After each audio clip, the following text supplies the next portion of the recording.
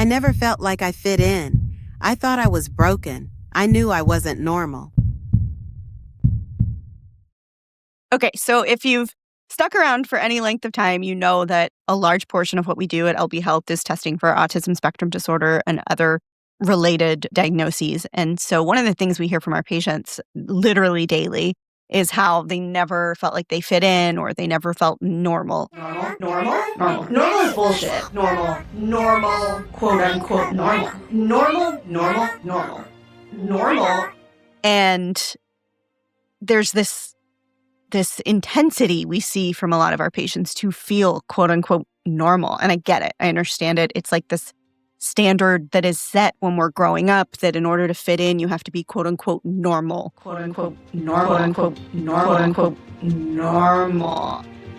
Except it's also crap because like what is normal? Like, is there actually a thing that is normal? Because to me, like if the standard for things is happiness or being fulfilled or consistently like you have a purpose, that's going to look different from person to person, like vastly different from person to person. I think when we were talking about young people, especially, or normal children, which again, I don't like that word, but that's kind of, the way it gets phrased. We're talking about kids who have tons of friends and they're engaged in activities and they get good grades in school and they sleep through the night and they eat all the foods. Like all of that is, that's your perfect ideal child, right? Except it's not at all, because you could have a kid who maybe is not super social and doesn't test limits and doesn't violate the house rules, but also gets good grades and feels happy and has friends. Is that not normal? Normal is bullshit. Normal, quote unquote, normal. Because they're not doing what we consider to be like traditional teenage or childhood rebellion. If you have a kid who's really happy and well-adjusted and kind to all their friends and has a small core group of friends, but they struggle in school, is that not normal? Normal? Or is that just different? Do they just process things differently? And I use kids as the baseline here only because most of the people that we see say that autism starts in childhood. You don't get autism as an adult. You weren't diagnosed as a child. And so they use their childhood as the baseline for when these things started because that's what it is. And how, they felt othered or different or incomplete as a child because they weren't quote unquote normal. What is normal? Normal is bullshit, to be very clear. Throw that out there. The idea of normal is total bullshit. There is no normal path for any two human beings. And I mean, if you take two totally separate people who are living life completely differently, engaging with people, other people completely differently, working in different fields, doing everything completely different in every way, they can both be quote unquote normal. Quote unquote normal. Quote unquote normal. There is nothing that says that one of those people, just by nature of diverging from what the other person is doing, is in some way doing something wrong. So every time we have somebody who says that and it kind of comes up in conversation or it comes up as part of something that people are trying to achieve, we do our best to really, even as part of the diagnostic process, like pull that out of their vocabulary because we're not striving to make anybody, quote, normal. What is normal? Because that's not a thing that exists. It's not there. That's not something to strive for. It's not something you're ever going to achieve. There is no normal. Everybody is weird and quirky and different in some way. Some people hide it better than others. And in general, the people who hide it tend to be very unhappy. The people who hide it most tend to be unhappy. I take that back. I'm sure there are people who hide their weird who are perfectly fulfilled in their lives somewhere. I've never met them, but they probably exist, right? Anyway, so as we're trying to kind of undo those things and untrain those things, and this is not even something we use from a clinical perspective. We talk about it in our groups, which are non-clinical. I talk about it with people I run into all the time.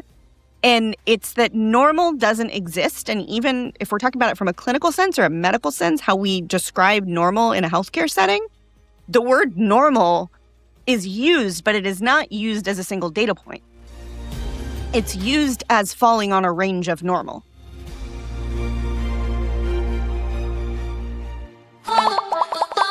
So if you go to the doctor and you get labs drawn, if your glucose is, and I'm not a clinician, I'm just pulling all of this out of thin air. I've looked at thousands of lab reports in my career, but I am not qualified to interpret them. But I am able to look at a lab report and say, okay, the reference range is X to Y. And as long as we're between X and Y, this is something that the clinician is not going to need to review necessarily, or not a red flag thing that they need to review. There might be reasons to review it in specific diagnoses and things like that. But this is not a red flag alert that I need to get in front of a clinician really quickly. You go to the doctor and you get your labs drawn and your glucose is 99. Or you go to the doctor and you get your labs drawn and your glucose is 80. Well, in some cases, 20 sounds like a big range, right? Like 20 different things that could be different between two people. Medicine has a concept of not normal, but within normal limits, which means as long as you fall between X and Y, we consider you working properly. Your body is working properly. So as long as your thyroid is not under this or over this, you're healthy. As long as your liver studies are not under this or over this, we don't worry about them. And then the other more expanded side of that is if you fall a little bit outside of range. So let's say 100 is the minimum number that it's supposed to be, and you're 98. The first thing you do is not panic. It's run the labs again.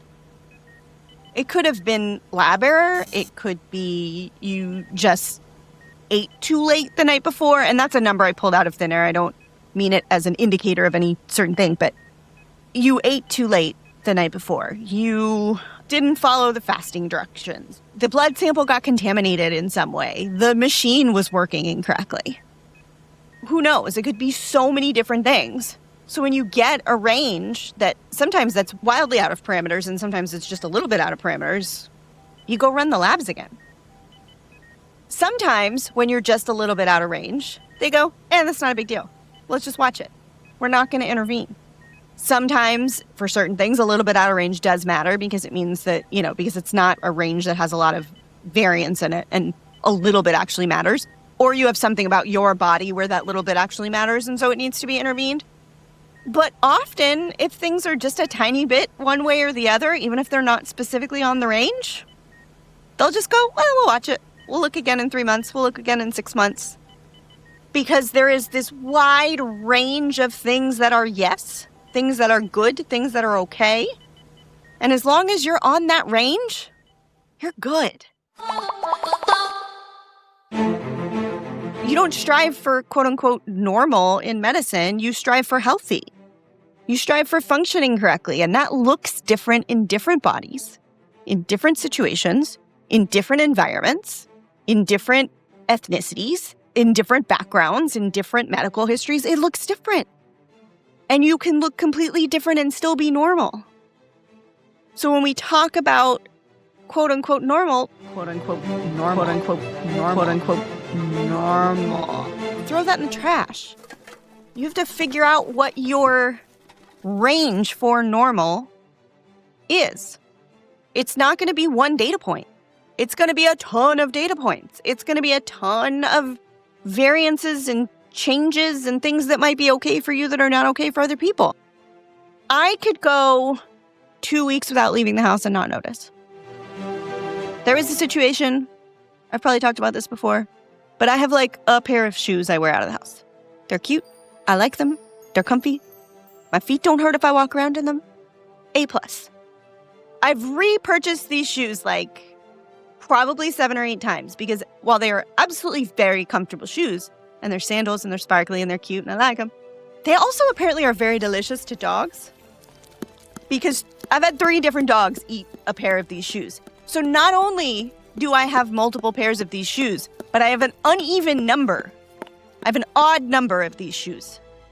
I don't know if I have 2 lefts or 2 rights, but sometimes I always end up with 2 of one shoe, and then I have to go find the other shoe because they ended up in the wrong place. And I don't know why I just haven't thrown out the second shoe that is a duplicate, probably because I expect one of my dogs to eat the remaining pair, and I want to make sure we have a full set, even though I will probably just end up with 3 lefts at that point, because that's definitely my luck here. But anyway, so I have these shoes, and I love them. And I've been wearing them basically exclusively for many, many years because I'm an old lady. The dog ate one of them. And so I was down to 1 shoe. And you can't leave the house with only 1 shoe on. I mean, you can, but I don't think that would fall within normal limits. What is normal? Normal. I think that would actually be pushing the boundaries of our whole premise here. So I ordered a new pair. For some reason, it was going to take a couple days to get there. They got delayed even further. They finally got there, almost a week later. I want to remind you, this is the only pair of shoes I wear out of the house. I did not notice they were late because I did not need to leave the house in that time, or certainly didn't even attempt. That's how often I think about leaving the house. Can it come to me? Cool, let's do that.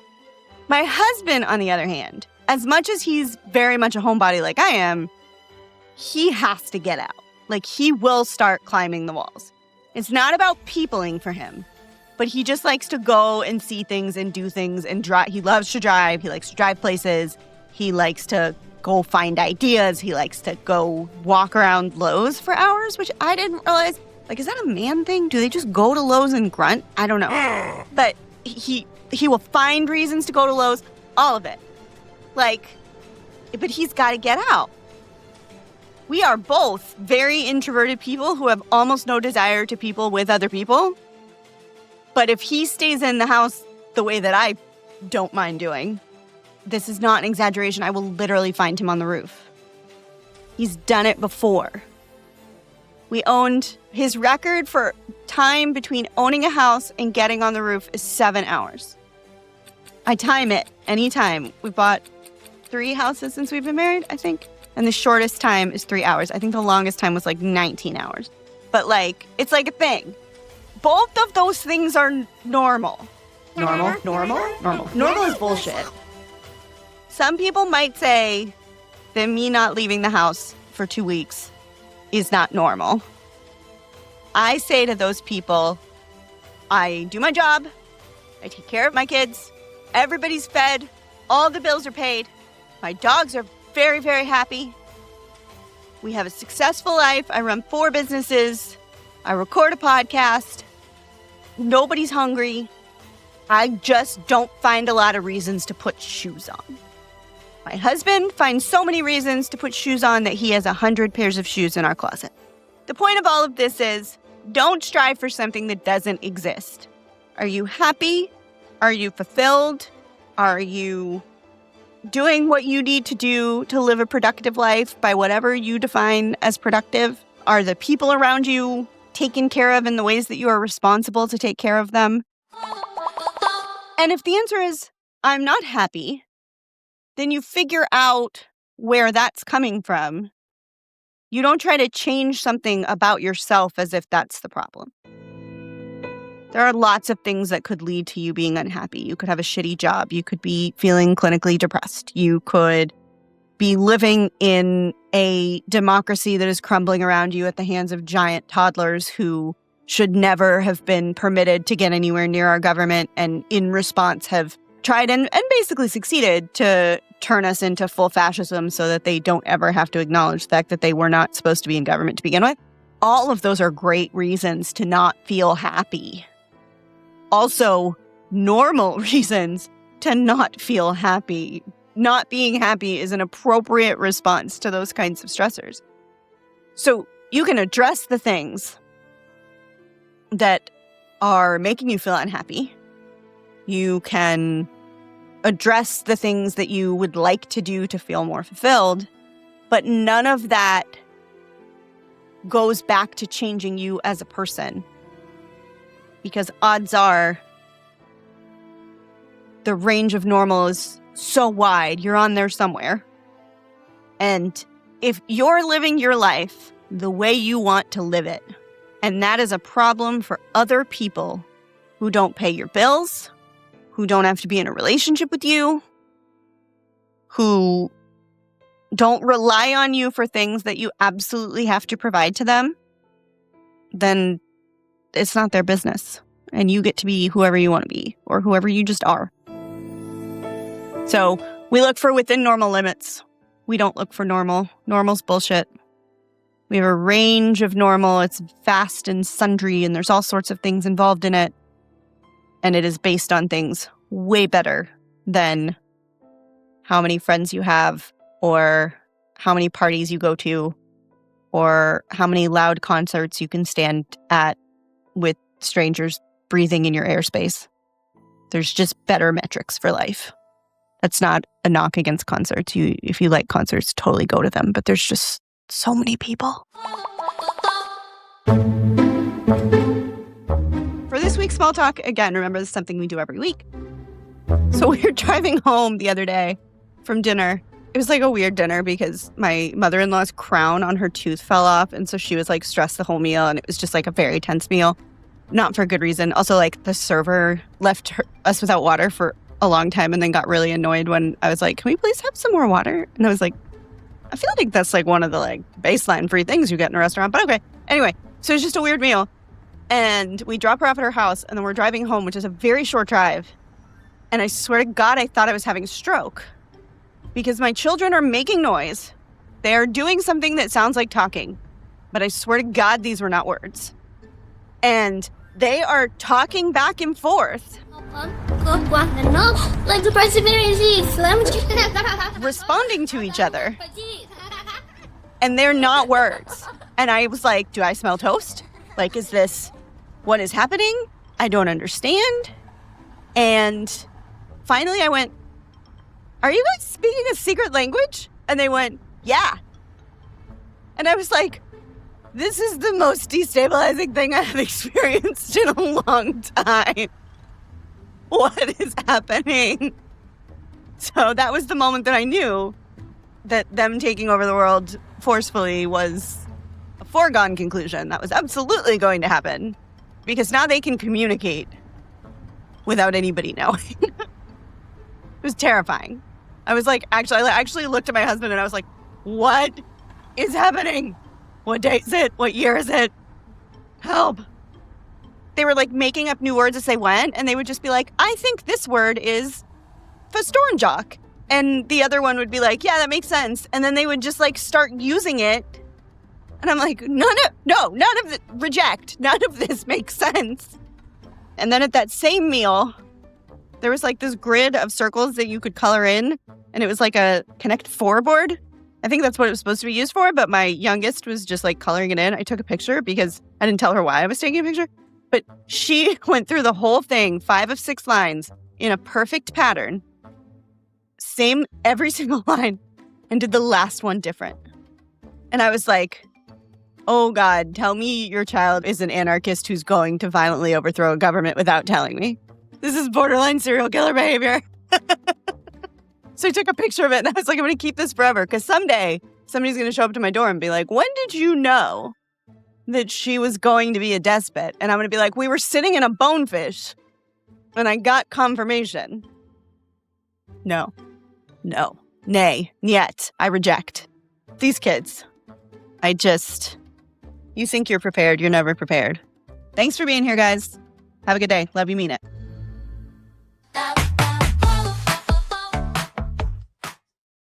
That's not why he has 100 pairs of shoes. He swears he collects Nikes. Clearly he does because we have 100 pairs, but he swears he collects valuable Nikes, and I have not seen that value yet. I have just seen a lot of shoes in my closet. And if the value is shoes existing, then yes, we have a lot of value in our closet. But if the value is making money on the shoes that he was supposed to resell, I think he's been bamboozled. But supposedly collecting 100 pairs of Nikes is also on the range of normal. Who knew? Anyway.